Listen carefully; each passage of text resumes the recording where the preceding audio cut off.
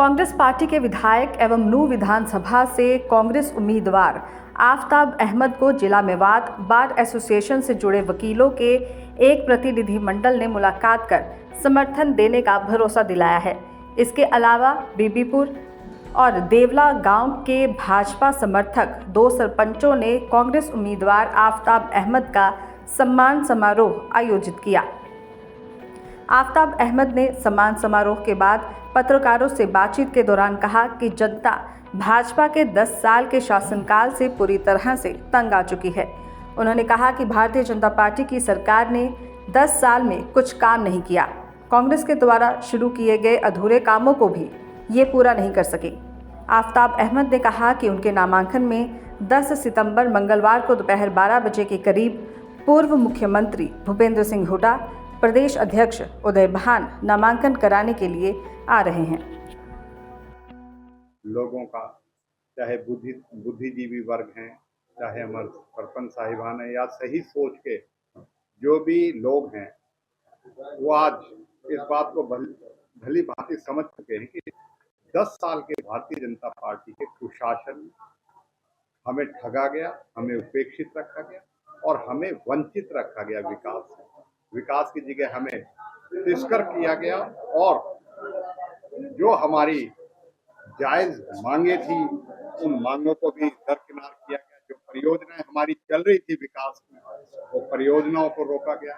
चाहे 248 से 4 लेनिंग की बात है, चाहे शहीद हसन का मेडिकल कॉलेज एक ऐसा नायाब तोहफा जिससे लाखों लोगों को फायदा हो रहा था, उसको बर्बाद करने का काम किया गया। बुनियादी जरूरत जो है बिजली और पानी, उनसे वंचित रखा जाता है। नहर का पानी नहीं मिलता है तो ऐसा मिलता है जैसे शहर का हो। मैं समझता हूं कि स्कूलों में स्कूल हैं, शिक्षक नहीं है। और उसकी जब बात करते हैं 10 साल में कोई शिक्षा के लिए काम नहीं किया गया। अस्थायी टीचर जब लगाए, जब हमने बहुत शोर मचाया। अस्पतालों में डॉक्टर नहीं है, सरकारी अधिकारी और कर्मचारी भ्रष्टाचार के लिए मुंह फाड़ी बैठे हैं। मतलब किसी चीज को इंसाफ देने की बजाय लोग यहाँ तरस है उनके भ्रष्टाचार में। तो ये सारी चीजें हैं। उस चीज की लड़ाई लड़ने के लिए हमने आह्वान किया कि सब जुटो, तो सब का साथ मिल रहा है। आज जिला बार एसोसिएशन में हम गए, सबने बड़ी गर्मजोशी से और समर्थन का वादा किया और हमारी सोच के अनुरूप उन्होंने ये वादा किया। हम इलाके की विकास के लिए, इलाके को आगे बढ़ाने के लिए हम आप लोगों का साथ देंगे। इसी तरीके से आज सरपंच खलील जो बीबीपुर से हैं और हमारे सेक्रेटरी अयूब साहब देवला नंगली से हैं, बहुत पुराने देवला नंगली से तो जो सरपंच साहब है बहुत लंबे समय से जो है अन्य पार्टी में रहे, पहली बार कांग्रेस में आ रहे हैं। खलील साहब तो पहले भी हमारा साथ दे चुके हैं। तो मैं सही समझ के लोग, सही सोच के लोग 15-20 गांव में आप देख सकते हो पिछले 15 दिनों में हमारे साथ जुड़े हैं। और ये सोच मैं समझता हूँ एक सकारात्मक सोच है, एक राजनीतिक सूझबूझ की बात है। और हम मिलके इनको भी इस बात का यकीन दिला रहे हैं कि आने वाले समय में कांग्रेस ने पहले जैसे विकास किया था, आगे भी इसी तरीके का विकास, इसी तरह की तरक्की, चाहे स्कूल की बात है, चाहे स्वास्थ्य की बात है, चाहे सड़कों की बात है, पीने के पानी, बिजली के पानी, सब चीजों पे हमने काम किया है और आगे भी बेहतर तरीके से काम करेंगे, समन्वय से काम करेंगे और इलाके में अमन शांति भाईचारा कायम रहे और नफरत और भेदभाव की राजनीति खत्म। कल भूपेंद्र सिंह हुड्डा जी आपके नामांकन में आ रहे हैं, क्या किस टाइम आएंगे, क्या उनका रोड मैप रहेगा और दूसरा क्या तैयारी नामांकन को लेकर है? ये कल जो है, क्योंकि आज से कांग्रेस पार्टी की लिस्ट होगी तो आज भी हमारे साथियों ने किया है। कल हमारे चौधरी भूपेंद्र सिंह हुड्डा और प्रदेश अध्यक्ष चौधरी उदय भान जी कल नूंह में 12 बजे से पहले हमारा नामांकन भरवाने के लिए आएंगे। कल वो कार्यकर्ताओं को संबोधित भी करेंगे और इसी तर्ज पे फिरोजपुर, झिरका और पुनाहना भी हम तीनों इस जिले के प्रत्याशियों के नामांकन पत्र को भरवाएंगे। और मैं समझता हूँ कि कल बहुत बड़े जो उत्साह इलाके में है कि एक बदलाव के लिए और बीजेपी को इस प्रदेश की सत्ता से बाहर करने के लिए जन समर्थन मिल रहा है। मैं समझता हूँ कि हमारे सभी साथी बड़ी भारी संख्या में अपने जोश से और अपने उससे और संकल्प लेके जाएंगे कि 5 तारीख को जो है हमने बीजेपी को इस प्रदेश की सत्ता से बाहर करना। आम आदमी पार्टी से आपके गठबंधन की बात चल रही थी, अब उनकी लिस्ट भी आ चुकी है, तो गठबंधन की संभावना लगभग खत्म हो चुकी है। कांग्रेस की सूची है, कब तक आ जाएगी? मैं समझता हूँ कि राहुल गांधी जी की सोच थी कि इंडिया गठबंधन जैसे लोकसभा के तर्ज पे विधानसभा में भी हो, लेकिन वो कहीं बात सिरे पूरी तरह चढ़ी नहीं।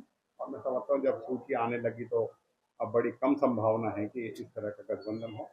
और कांग्रेस की 2 सूचियाँ आ गई हैं, तीसरी सूची भी आज आने की उम्मीद है। मैं समझता हूँ कि कल तक सारे जो है हमारी कांग्रेस पार्टी के जितने टिकट हैं वो फाइनल होकर वो अनाउंस हो। एक सर्वे आया है, एक नामी कंपनी का सर्वे है, उसमें कांग्रेस और भाजपा को लगभग बराबर दिखाया गया है, 2 सीटें कांग्रेस को फालतू दिखाई गई हैं। उसको कैसे आप देखते हैं, क्या प्रतिक्रिया? ये तो अब जो है बीजेपी जो है ना, किस बात का यकीन करोगे? अभी तो नायब सिंह सैनी जो चेहरा बदला है बीजेपी ने, खट्टर साहब के चेहरे से सोचा कि इतनी नफरत और इतनी एंटी इनकम्बेंसी होगी, बदल के कर देते हैं, लेकिन मार्च में बदला और उसका रिजल्ट जो 4 जून का है वो ये आया, 10 में से 5 लोकसभा कांग्रेस जीती।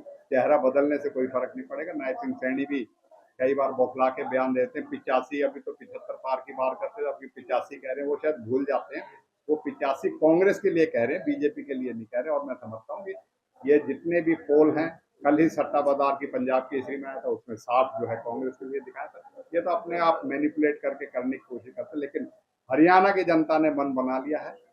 उन्होंने एक फैसला कर लिया है, चाहे 1 अक्टूबर को चुनाव हो, चाहे 5 अक्टूबर को चुनाव हो, एक बात तय है कि कांग्रेस को विश्वास और कांग्रेस की नीतियों में इनका पूर्ण तरीके से यकीन है और उसमें कांग्रेस को वोट देने जा रहे हैं। और बीजेपी से त्रस्त होकर आक्रोश है उसके प्रति, बीजेपी को सत्ता से बाहर करने जा रहे हैं। और बहुत बड़ी रिकॉर्ड तोड़ जीत जो है कांग्रेस अब की बार 2024 के अक्टूबर के विधानसभा चुनाव में हासिल करने जा रहे हैं।